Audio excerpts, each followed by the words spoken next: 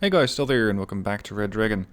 Today I do not have a co-host, I don't have a stream, I don't have anything other than this 1v1 game. And it's a bit of an odd duck because it's a 1v1 tactical, I guess. It's a low point game. You don't get a lot of units.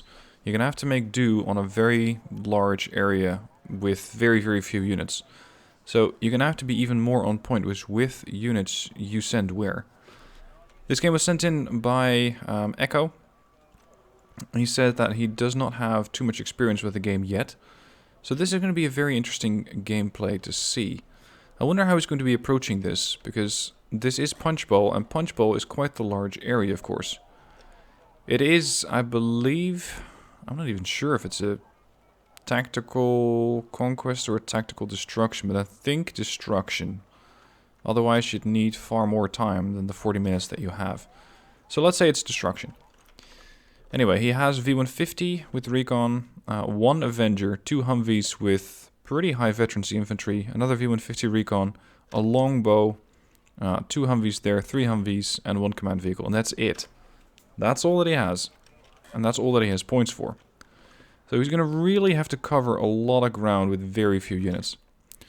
The longbow, fortunately, can cover quite a lot of ground. It has those long-range Hellfire missiles, it spots absolutely everything.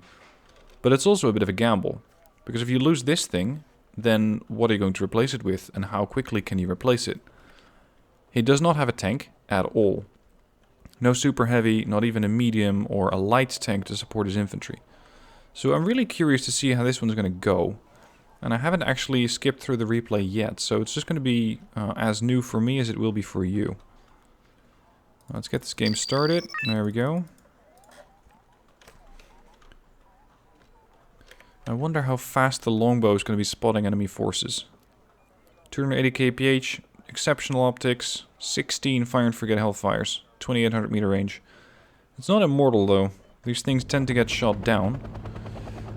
But you're going to need some long range AA, which does not come cheap. Yeah, we already got the first contacts there. You need some long range AA, or you're going to have to send an aircraft after it. Now, hopefully he's going to be able to tackle a couple of these transports, potentially with infantry inside. Yep, it's a destruction game. And that's a good couple of first hits. He's not just in contact in the middle of the map, also on the right flank. Oh, his Humvees are getting blown up before the infantry can disembark. Anti-tank units. I think he was too much focused on this area that he completely missed what happened over here. A couple of riflemen 90 scrambling for cover, but running headlong into 3 squads of UBI, which, in case you're not familiar with them, are militia. Not very good troops, but in numbers they can still cause quite a mess. Now it looks like Vexmeister does go for an seems to think about an anti-air run on the longbow. And SU-27SK could really mess it up in about 1 run if he's lucky. Longbow's trying to stay alive. It gets hit and dies. Oh, damn it. Vexmeister scores 230. He's only at 95. He does have the middle of the map. Well, if you want to call it that. I mean, he has 1 V150. 1 group of 2 riflemen. So that's 20 guys. 2 Humvees, 1 Avenger. 1 set of Rangers. Nothing in Ecko. Nothing defending his spawn. And over here, Rangers and V150. The thing I haven't mentioned yet is that he's using US motorized on this map. So even if you wanted to bring in tanks, you won't even see a super heavy because he can't afford those, and they're simply not on his deck. For the moment, he seems to be aggressively scouting with a V150. Judging by the amount of points that he still has left. Let's see, Rangers are 20, these are 15, so that's 35. That's probably another set of 35, so that's 70, 80, 90... 120, 165, add 100 and...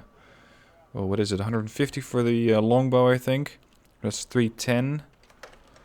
410. I think he got about 410, maybe 500 starting points, because he also lost his forces over here. So let's say 500. The fact that he killed 95 points from Red 4, so from Vexmeister, means that Vex still has about 450 50 points of units left. And that's including an estimation of what Delta got him. Because keep in mind that Vex has immediately gone for the capture of Delta, which means he spent another 100 points on a command vehicle there. That means that he will be getting more income, but until he spends that income on defense for the command vehicle, it is vulnerable. And Ecko is trying to find it with the Rangers. He's not getting fired at all, but that doesn't mean that there's nothing here. It just means that there's probably not that much over there. Meanwhile, he's moving his own command vehicle over to Charlie to get his own income going, as well as sending one lonely group of Riflemen 90 to defend Alpha. This is what I call a super tactical, because yes, you have potentially more units than you would in a normal 10v10, but at least with a 10v10 you can sort of cover each other. And at the moment, that's not even happening. He does not have anybody to cover for him. Nobody to call in additional aircraft or micromanage a tank. If something happens over here and his attention's over here and then he gets attacked over there, it's gonna have to either bring his attention to the other side or just ignore it. Whereas in the 10v10 tactical, you'd normally be managing 2, 3, 4 units at the most, which ideally are all concentrated on an area that you can keep on your screen in one go. Now he can see the ZSL, but he's not actively firing at it. He just wants to see where they go. And I wouldn't be surprised if this is another group of UBI. Alright, Charlie secure. Unfortunately, the CV is not in cover, as it's not blinking. So it is... Uh-oh.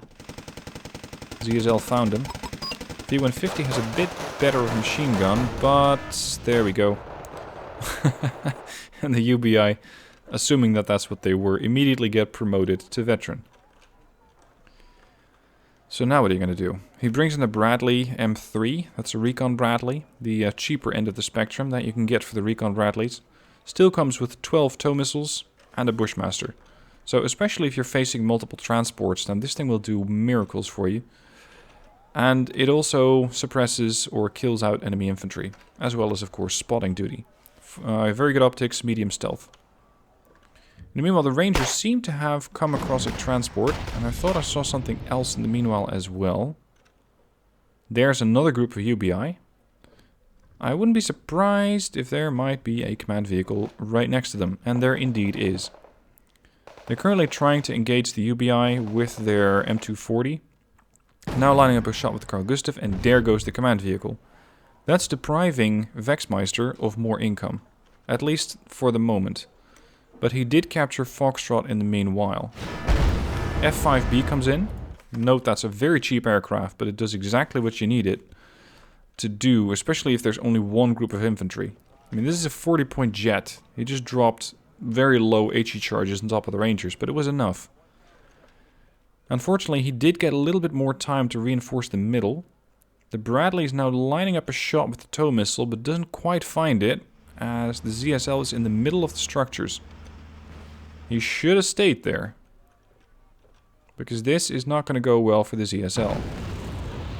Unfortunately, he does offload his infantry just in time, and the Bradley proceeds to miss again. Riflemen are ready to meet the UBI. Come on, Bradley, you can do better than that. Fires again. Tries it again, misses again. That's 3 75-point shots that he missed. And now he's getting another load of the F5B's charge, but he loses the jet thanks to the Avenger, which pops it immediately. Unfortunately, that Bradley is effectively out of the fight until you repair it. Look at how lowly or how poorly defended this side is now. 1 V150. Good optics, medium stealth, it just carries an M240 and that's it. So anything heavier than infantry or a transport comes by and it's going to be an interesting situation to defend Charlie. More ZSLs are coming in. Hold on, these are very low veterancy. These, not so much. So we're going to be seeing better Chinese infantry come in very quickly. I wouldn't really bet on the US Rifleman 90 in this case, because they are generally not that good at dealing with, well, anything. I don't really like their anti-tank weapon. 19 AP is just not that good. Their M60 is alright, but accuracy is fairly low, and the M16 is just dreadful, with an accuracy of 30%. They're regular troops, they have good stealth, medium optics, but they panic still fairly quickly. And generally, I just don't find them to be too effective against anything. That's why, when I'm playing the campaign, you rarely see me using these guys. Rangers, on the other hand, this is a much better unit, but you're also paying a lot more for it. Comes with the Car 15, the M240, both of which are more accurate and can be fired on the move, which is not something you can say for the M60 over here. Doesn't have a stabilizer. 50% and 19 AP on the AT4, and 18 AP, but 60% accuracy on the Carl Gustaf. This thing fires 20 rounds a minute, so you're going to be firing and potentially missing a whole lot more, but faster. These things don't fire as quickly, but have a tendency to have more accuracy. So it's a bit of a trade-off. But overall, I much prefer Rangers, also thanks to their capability of spotting. Now the score is exactly tied at the moment, 265, 265. He's bringing in more Humvees. Bradley is being repaired by a cargo. You can see a Z5. See, the Z5 is not that much of a threat at the moment, but the Mi-8 is. Those rocket pods can very quickly wipe out infantry. If he pushes up the Avenger a little bit, he does give away the position of the Avenger. Uh-oh. Well, now might be a good time to give away the position of the Avenger, because those Rangers are not going to last long. Liren, especially backed up by the Mi-8. Just, yeah, there we go. And there's the PT-76. One more round. He's lucky to have survived that. If he can break line of sight, he might be able to survive. But not likely. Nope, there we go. 285 for Vekmeister, 265 for Ecko. Another Avenger moves into position, more Riflemen and more Humvees to support, although I don't really consider the Humvee another combat worthy unit. I just usually when I'm using US decks in general, I sometimes use the Humvee for a fire support unit if I have infantry pushing up and I want them to be suppressed, or I want the enemy infantry to be suppressed by the Browning. Otherwise, you can use them as throwaway scout. This is a sort of throwaway scout role. These guys are using the, were using the wrong weapon. That didn't last long. They were firing the machine gun at the Bradley until they switched to the right weapon, which was their anti-tank, and both Humvees went down. Now he still has these transports just sitting out in the open. I wonder if the infantry might already be here. 385 for Ecko. I must have missed a kill there. 305 for Vekmeister. Wow, you went expensive. And so did he. He does score a kill on the B5, thanks to the Patriot combination with the Avenger. But that projectile over here is going to do quite a bit of damage. And he drives the Avenger towards it. Oh, that was bad. Still, he's in the lead by 145 points. And now the infantry pushes in. These riflemen are pretty much useless because they're panicked. And one of them's down to 1 hit point. These are ready. Same goes for these, although they're a bit worried, having just witnessed what happened to, well, half the force that was occupying this town. He also lost a little bird? I'm missing stuff. Yep, and now he's pushing with 2 different buildings. So we got the UBI over here, and I'm not exactly sure what these guys are yet. Bradley moves into position to support with the autocannon. Yep, standard lead gen. Fortunately standard. If they were lead gen 90, that would have been far more difficult for the riflemen to hold. BTR 60 PBs are not a threat to the Bradley. So for the moment the Bradley should be able to at least provide a bit of cover, as these guys are consolidating their position. Uh-oh. Those are ATGMs. Bradley takes a hit, and he takes another hit. So the Chinese are definitely more lucky with their ATGMs than the Bradley ever was. 2 ZSLs are trying to break out. Humvee's on approach. But once again, missile comes in, misses both of the Humvees.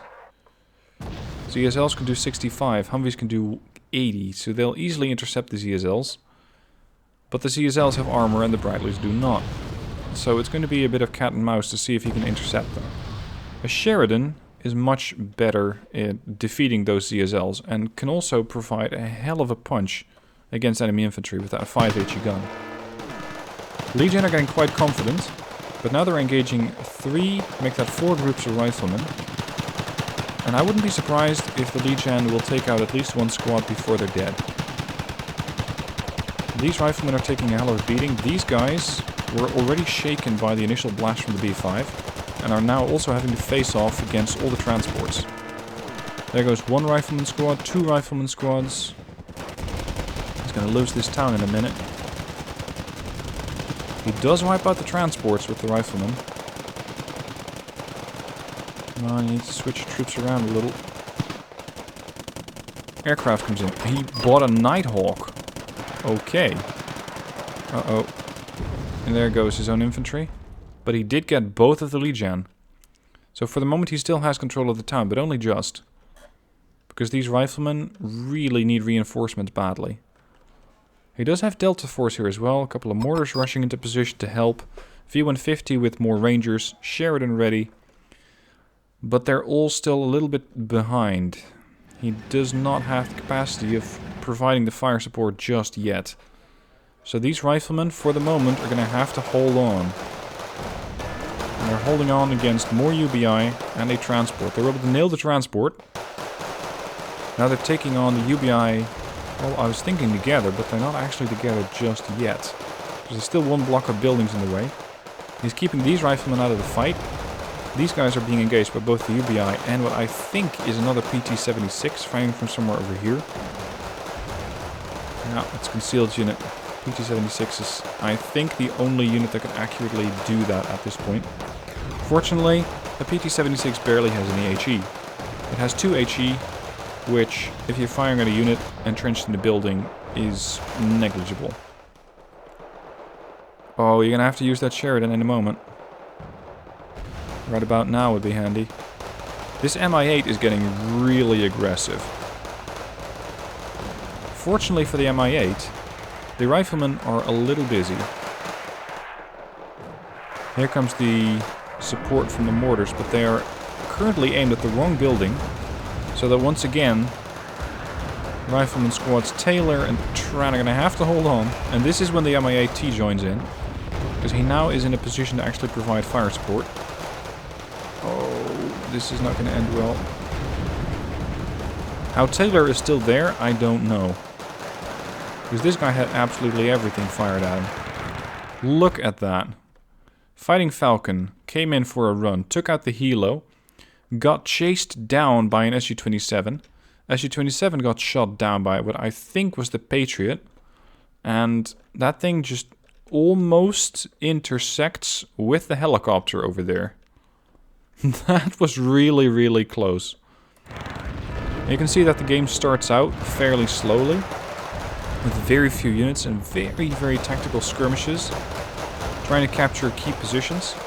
And it is starting to speed up a little, because they do have more income, and with that income they can buy more stuff, and that's exactly what you see happening. But so far, Ecko is doing far better. He has 815 versus 540. Vex is going to really have to kill some high-value units from Ecko if he wants to pull back from this. Sheridan comes in, and this is what I mean with the Sheridan. It has 5 HE on the gun.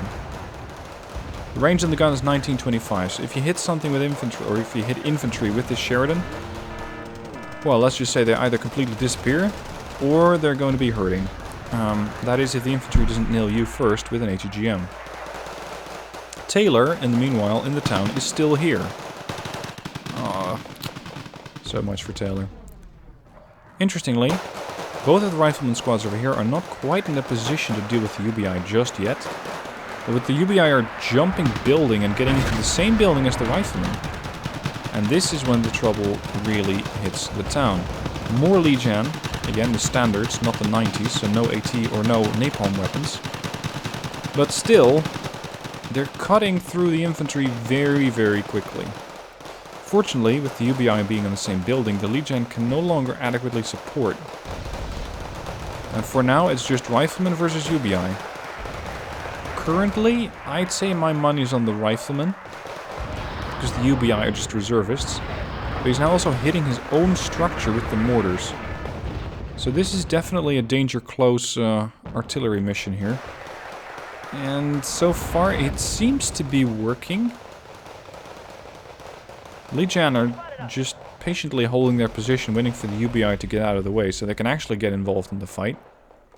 Score 875 versus 620. Hold on, is that Patriot taking fire? Might not be the Patriot. Yeah, it's definitely the Patriot taking fire. I think that this Patriot hasn't moved after it shot down the SU-27. It is turned off, fortunately, so the Firebau does not have a line of sight. Now, in this case, you could argue that buying a Firebau might not have been the right choice. Because a Firebau at the moment doesn't really help him.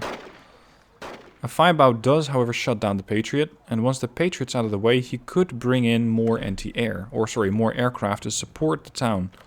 And with that, his air options, and thus strategic options, increase significantly. So that's why I think he's trying to get rid of the Patriot.